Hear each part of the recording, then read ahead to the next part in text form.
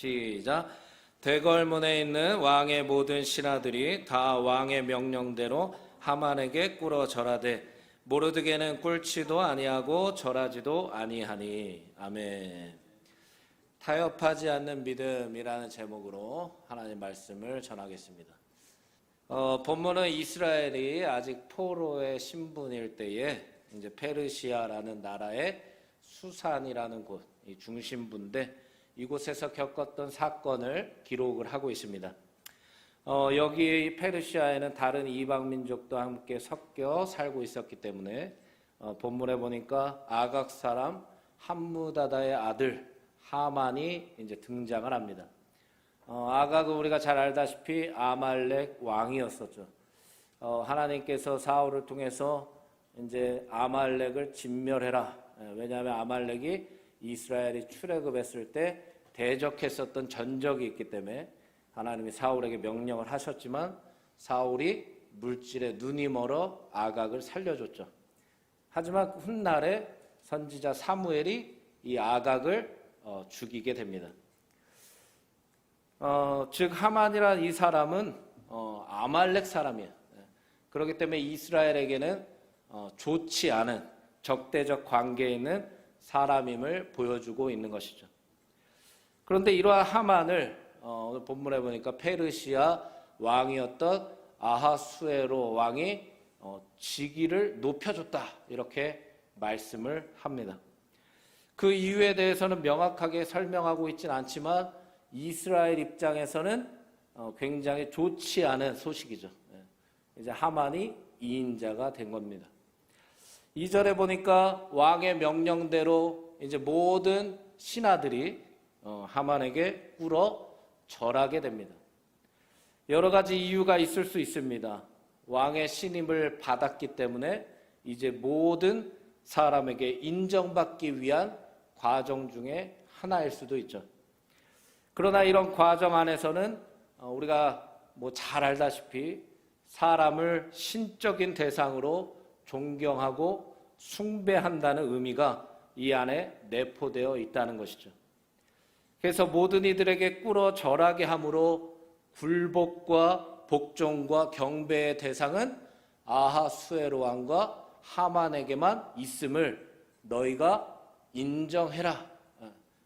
이런 의미가 있다는 거죠. 그러나 중요한 것이 뭡니까? 그 중에 절하지도 않고 무릎 꿇지도 않는 단 한 사람이 있었다는 거죠. 그 사람이 누굽니까? 누구요? 모른다고요? 모르드게. 모른다는 게 아니고 모르드게죠. 모르드게. 모르드게만 이 하만에게 꿇지도 않고 절하지도 않았어요. 모르드게는 베냐민 지파 사람입니다. 또한 그도 자신을 유다인이라고 일컬어 자신을 지칭을 했어요. 이와 마찬가지로 하나님을 섬기는 이스라엘의 대표성을 띈 사람이 바로 이 모르드게라는 사람이라는 거죠. 또한 우리가 잘 알다시피 훗날 죽으면 죽으리이다 라고 자기의 생명을 주님께 맡기고 왕 앞에 나아간 왕후였던 이 에스더를 양육했었던 사촌이기도 하고, 그리고 모든 유대인을 살린 하나님의 사람으로 이 모르드게가 에스더서에 기록되어 있습니다. 그는 모두가 하만에게 꿇어 절할 때 그에게 무릎을 꿇고 절하는 것에 복종하지 않았다는 거죠. 왜냐하면 이 문제는 하나님의 사람에겐 신앙과 믿음의 근간을 뒤흔들 수 있는 영적인 문제였기 때문입니다. 그저 가볍게 무릎 한번 꿇고 절하면 끝날 문제가 아니라는 거예요. 우리도 이러한 영적인 민감함과 예리함이 있어야 될 줄 믿습니다. 그저 현상과 물질에 가려진 외적인 것만을 보고 판단할 수 있는 수준이 아니라 그 내면의 영적인 실체를 깨트려 볼 수 있는 믿음의 영향과 분별력이 그리스도인들에게는 있어야 된다는 거예요. 우리 주님도 우리에게 싸움의 대상을 확실하게 지목하셨어요. 에베소서 6장 12절에 이렇게 말씀하셨죠. 우리의 씨름은 다 함께 읽어보겠습니다. 시작. 우리의 씨름은 혈과 육을 상대하는 것이 아니오 통치자들과 권세들과 이 어둠의 세상 주관자들과 하늘에 있는 악의 영들을 상대함이라. 즉 모르드게는 그 순간 바로 이것이 섬김의 싸움이구나, 영적 주도권의 싸움이구나 라는 것을 캐치할 수 있었다는 거예요. 세상적으로 보았을 때는 이 싸움은 싸워보기도 전에 분명히 모르드게가 질 싸움처럼 보이는 거예요. 그리고 누가 보더라도 싸움을 걸 만한 대상이 되지도 않아요. 세상적으로는 봤을 때 상대가 안 돼요. 모르드게는. 왜? 하만이 왕의 모든 권한을 이임받은 2인자였기 때문에. 그러나 이것은 숫자의 싸움도 아니고 부와 명예와 권력의 싸움도 아닌 믿음의 싸움이다 라는 것을 모르드게가 알았다는 거예요. 그러니까 우리는 늘 세상을 살아가면서 믿음의 분별력이 있어야 된다는 거예요. 아, 이거는 믿음으로 헤쳐나가야 될 싸움이구나. 이것은 믿음으로 이겨내야 될 순간이구나 라는 걸 그리스도인이라면 알아야 된다는 거예요. 오늘도 다른 날과 마찬가지로 나는 아멘을 절대 안 하겠다. 뭔가 굳은 다짐처럼 입이 닫혀 있지만 실망하지 않고 저는 우리 성도님들의 입을 열 수 있도록 한번 따라해 보세요. 아멘. 할렐루야. 네. 할렐루야. 아, 옆에 사람 의식하실 필요가 없어요. 은혜는 내가 받는 거 아닙니까? 할렐루야. 그러니까 아멘 하세요. 아멘. 아멘으로 받으면 버릴 게 없어요. 말씀이 우리의 생명 아닙니까? 말씀이 곧 하나님 아닙니까? 말씀을 아멘으로 받으면 믿음이 충만해지는 거예요. 할렐루야. 이 밤에 아주 믿음이 충만해지시기를 주의 이름으로 축복합니다.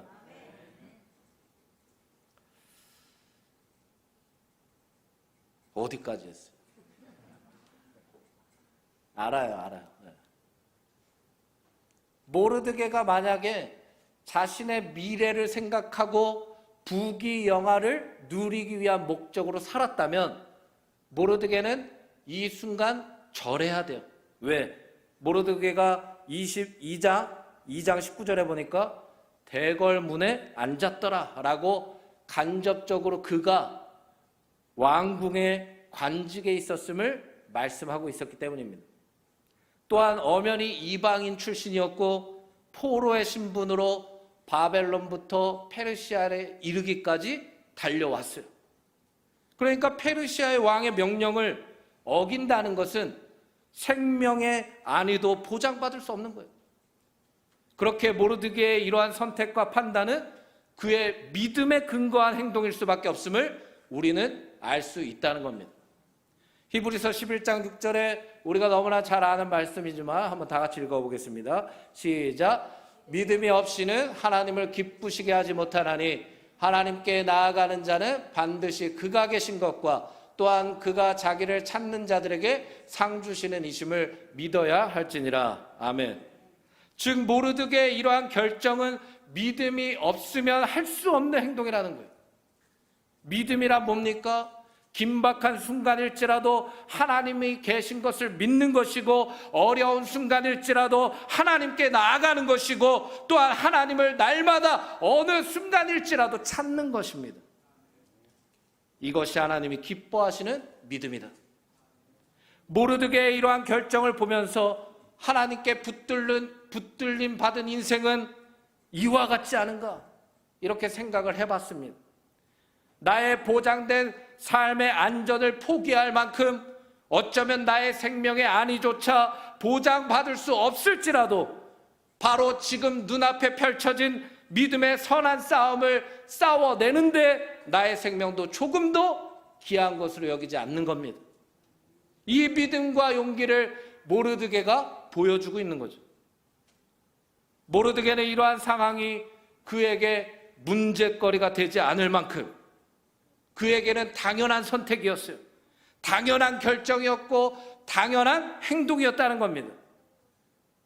그리스도인에게는 하나님만을 섬겨야 하는 당연한 믿음이 있어야 된다는 걸 모르드게가 보여주고 있다는 거예요. 우리에게 예배가 당연한 것이 되기를 주의 이름으로 축복합니다. 어떤 문제가 다가올 때마다 내가 말씀 앞에 쓰고 기도로 주님께 아뢰는 것이 당연한 것이 되기를 주의 이름으로 축복합니다.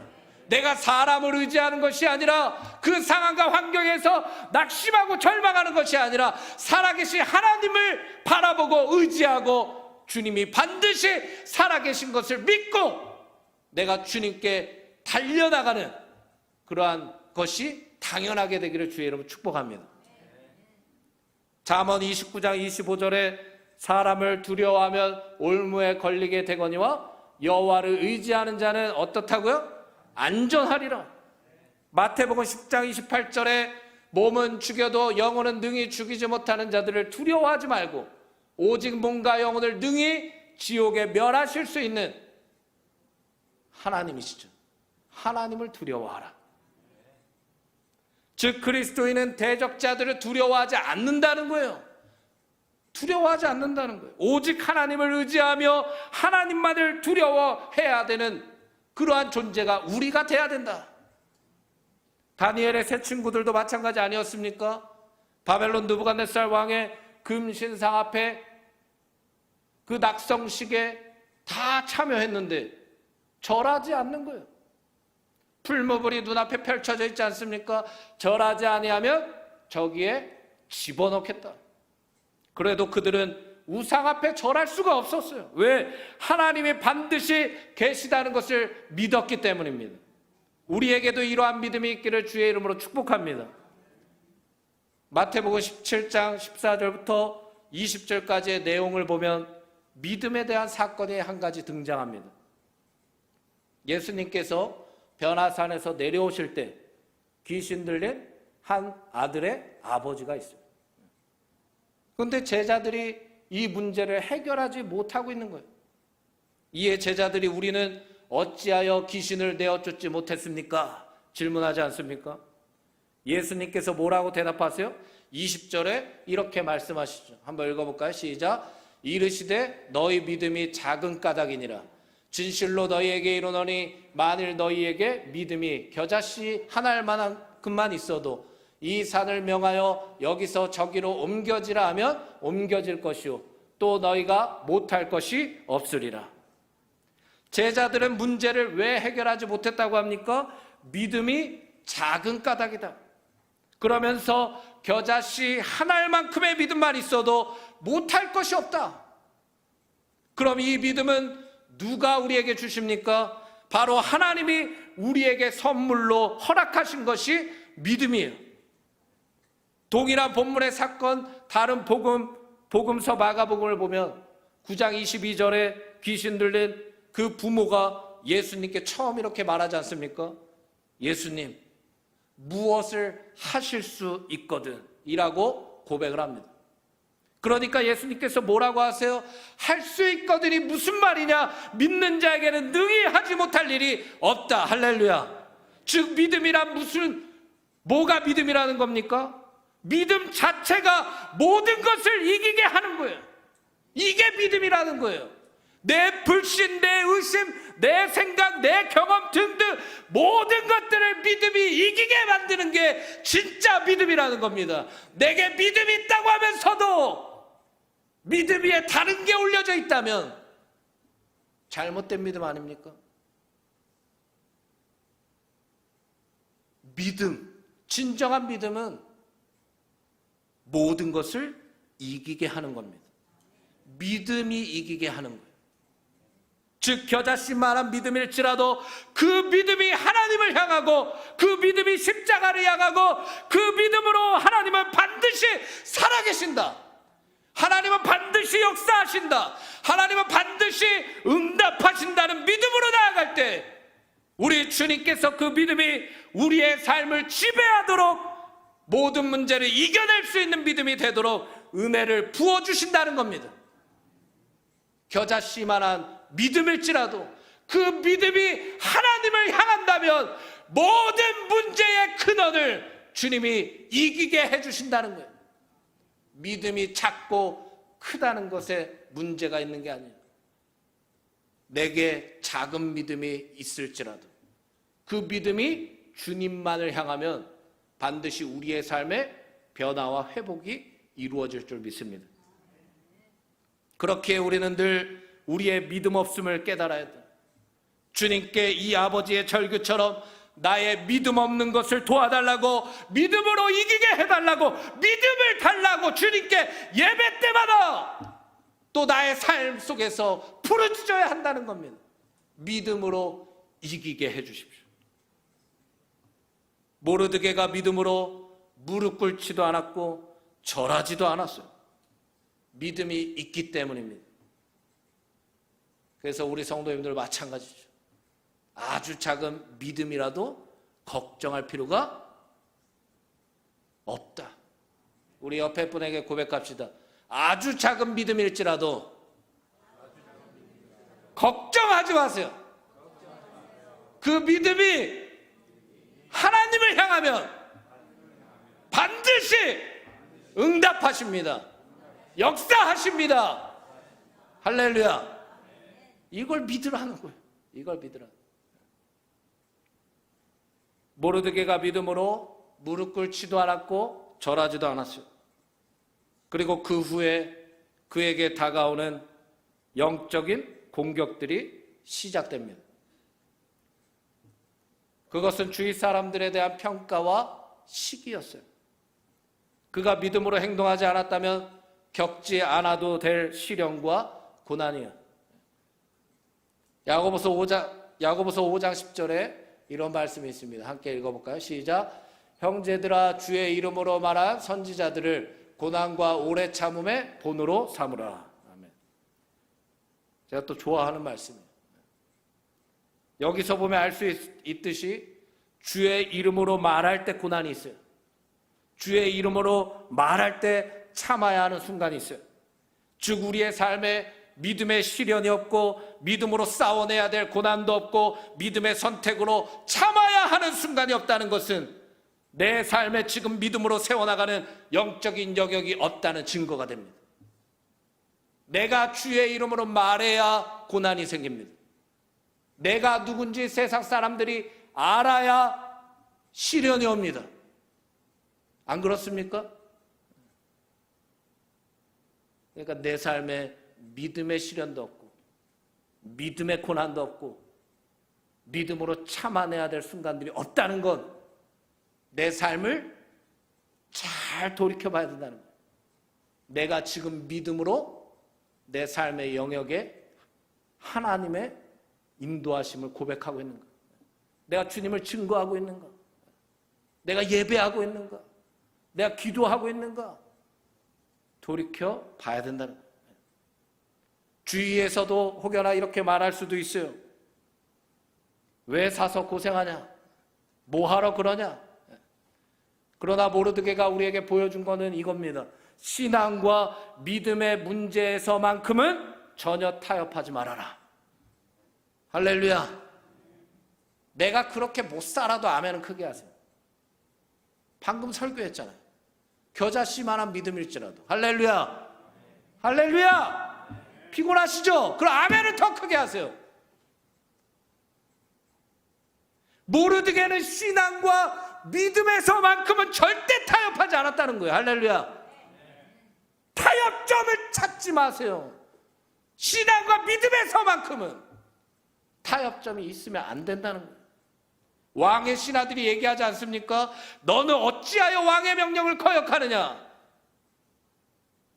이 고백은 세상 사람들에게 당연한 고백이에요. 믿음이 없기 때문에 하만에게 꿇고 절하는 것이 그들에게 질서이고 순리이고 마땅한 것 아닙니까? 즉 이 얘기는 그들의 왕이 지금 하나님이 아니기 때문에 나올 수 있는 고백이라는 거예요. 하나님을 경험하지 않고 하나님의 살아계심을 믿지 않는 자라면 당연히 이 문제에서 거리낌이 없습니다. 무릎 꿇고 절하는 것이 세상 사람들에게는 전혀 문제될 게 없어요. 다른 죄악들도 마찬가지 아니겠습니까? 죄의 기준들이 당연히 높지 않겠죠. 그러나 그리스도인이라면 죄라는 이 문제는 절대 가벼운 문제가 되지 않도록 나의 삶을 믿음의 반석에 세워가야 된다는 거예요. 왜 그렇습니까? 이 죄의 문제로 인해서 우리가 하나님과 단절됐어요. 그리고 우리에게 사망이 들어왔어요. 내 스스로에게도 마찬가지 아니겠습니까? 우리가 성령이 거하는 거룩한 성전임을 안다면 포괄적으로 생각해서 주위에서 만약 우리에게 너는 왜 죄 안 짓냐? 너도 같이 죄 짓자 라고 했을 때 담대하게 그들에게 믿음의 고백이 나와야 된다는 거예요. 모르드게가 자신을 유다인이라고 자신의 정체성을 설명한 것처럼 오늘날 우리도 주위의 시선과 주위의 흐름과 주위의 패턴과 기준에 따라 흘러가는 것이 아니라 적어도 내 자신의 정체성을 바르게 정립하고 믿음으로 이 죄의 문제만큼은 반대하는 고백이 나와야 된다는 거예요. 이 죄의 문제만큼은 반대할 수 있는 행동이 나와야 된다는 거예요. 우리가 누구입니까? 베드로전서 2장 9절에 하나님께서 우리를 이렇게 말씀하셨어요. 함께 읽어보겠습니다. 시작. 그러나 너희는 택하신 족속이요 왕같은 제사장들이요 거룩한 나라요 그의 소유가 된 백성이니 이는 너희를 어두운 데서 불러내어 그의 기이한 빛에 들어가게 하신 이의 아름다운 덕을 선포하게 하려 하심이라. 할렐루야. 하나님을 선포하도록 우리를 택하셨대요. 왕같은 제사장으로 거룩한 나라로 하나님의 소유된 백성으로 우리를 부르셨다는 겁니다. 이것을 절대 잊어선 안 된다는 거예요. 우리의 정체성을 잊어버리면 죄를 축복하는 그런 순간도 올 수가 있어요. 오늘날 죄를 축복하는 목회자들도 많고 죄를 축복하고 따라가는 교회들도 많고 죄를 허용하고 포용하며 어쩔 수 없다고 얘기하는 사람들도 많지 않습니까? 그런데 좀 전에 말씀드렸듯이 모르드게의 신앙과 믿음의 삶을 보면서 우리는 절대 우리의 믿음, 신앙을 세워가는 일에만큼은 세상과 타협하면 안 될 줄 믿습니다. 하나를 열어주는 건 쉬워요. 그러나 하나가 열리면 두 번째는 더 쉬워요. 안 그렇습니까? 저번에도 말씀드렸지만 신앙은 세워가는데 어렵지만 무너지는데 한순간이다. 그렇기 때문에 우리 안에 거룩한 성전, 성령이 내 안에 계심을 잊지 마시고 부족할 때마다, 연약할 때마다 낙심할 필요가 없어요. 왜? 세상 끝날까지 주님이 우리와 항상 함께 하신다고 약속하셨기 때문에 우리는 주님만 의지하면 됩니다. 모르드게는 날마다 권하는 그들의 얘기를 듣지 않았다고 말합니다. 그들이 날마다 권했대요. 너 절해라. 너 무릎 꿇어라. 회유도 했을 것이고 협박도 했을 것이고 여러 가지 방법으로 모르드게를 압박했을 거예요. 그러나 모르드게는 듣지 않았다. 듣지 않기로 결정했다는 거예요. 섬기는 왕이 다르기에 섬김의 방법도, 섬김의 고백도, 섬김의 행동도 다를 수밖에 없는 거예요. 세상 사람들은 전혀 이해할 수 없어요. 우리가 이해한다고 해서 영적인 세계를 어떻게 분별하겠습니까? 하나님을 경험한 자만이 알 수 있는 겁니다. 이와 같이 우리는 세상에 살아가지만 세상에 속하지 않은 것은 우리의 삶의 주권, 우리의 믿음의 대상이 하나님이시기 때문입니다. 많은 그리스도인들이 세상에서 환난을 당합니다. 어려움을 당하고 있어요. 고초를 당하고 핍박을 당하고 있습니다. 세상 사람들은 절대 이해할 수 없는 고난이고 환난이고 고초고 불이익이에요. 왜 굳이 좁은 길로 가느냐? 의아해할 수도 있어요. 그러나 우리가 세상에 속하지 않은 것이 무슨 이유 때문에 그렇습니까? 예수 그리스도께서 이미 세상을 이기셨기 때문입니다. 즉 이 영적인 싸움은 이미 이긴 싸움이라는 겁니다. 우리는 어려워도 믿음의 길을 걸어가야 될 이유가 여기에 있는 거예요. 십자가 없이 부활이 없는 것처럼 우리가 그리스도인이라면 마땅히 우리의 십자가를 지고 주님의 길을 쫓아야 됩니다. 그 길은 평안할 수가 없어요. 편안할 수도 없어요. 아시지 않습니까? 편할 수가 없는 길입니다. 고난이 있어요. 핍박이 있어요. 희생이 따라야 됩니다. 포기가 있어야 돼요. 주님만 바라보지 않고 걸어갈 수 없는 길입니다. 믿음이 있어야 주님을 기쁘시게 할 수 있습니다. 사탄은 계속해서 우리들을 회유할 겁니다. 시험하고 유혹할 거예요. 공격할 거예요. 너만 유별나게 신앙생활하지 말아라. 지금만 굴복하면 편해진다. 쉽게 가라. 아니면 학교에서든 가정에서든 회사에서든 왕따를 당하든 협박을 당하든 불이익을 당하든 분명히 따라옵니다. 여러 가지 방법으로 믿음을 포기하게 만들 거예요. 그러나 믿음의 사람은 사탄의 소리를 듣지 않습니다. 들을 만한 가치도 없고 타협할 만한 가치도 없는 소리들은 듣지 않아도 됩니다. 주님이 나를 포기하지 않으셨는데 주님을 믿는 자가 어떻게 섬김과 믿음의 대상을 저울질할 수 있겠습니까? 주님만 섬기는 거예요. 주님만 경배하는 겁니다. 주님께만 복종하는 겁니다. 이게 믿는 자의 모습입니다. 그럼 주님이 길을 여실 거예요. 감당할 수 있는 지혜와 믿음을 주실 겁니다. 사탄이 가룟 유다에게 예수를 팔 생각을 넣었다. 성경에 나오지 않습니까? 사탄이 그의 생각에 충동질을 한 것입니다.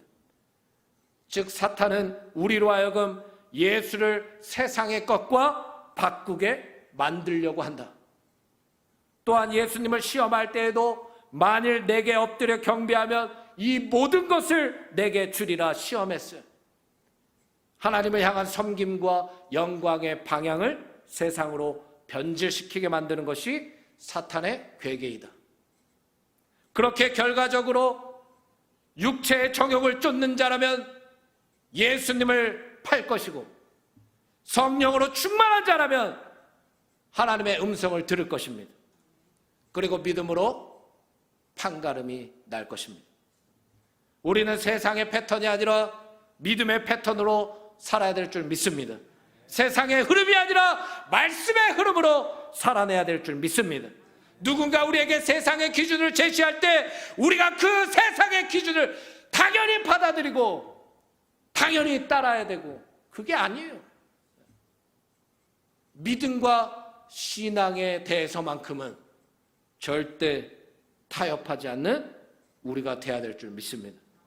고린도전서 6장 19절 20절 말씀을 함께 읽겠습니다. 고린도전서 6장 19절 20절 말씀 시작. 너희 몸은 너희가 하나님께로부터 받은 바 너희 가운데 계신 성령의 전인 줄을 알지 못하느냐. 너희는 너희 자신의 것이 아니라 값으로 산 것이 되었으니 그런즉 너희 몸으로 하나님께 영광을 돌리라. 할렐루야. 우리는 이미 예수님의 십자가의 보혈로 구원받은 줄 믿습니다. 그렇다면 우리의 인생은 우리의 것이 아니라는 거예요. 우리 인생이 가장 가치 있고 아름다울 수 있는 것은 오직 하나님께 영광을 올릴 때에 빛이 나는 거예요.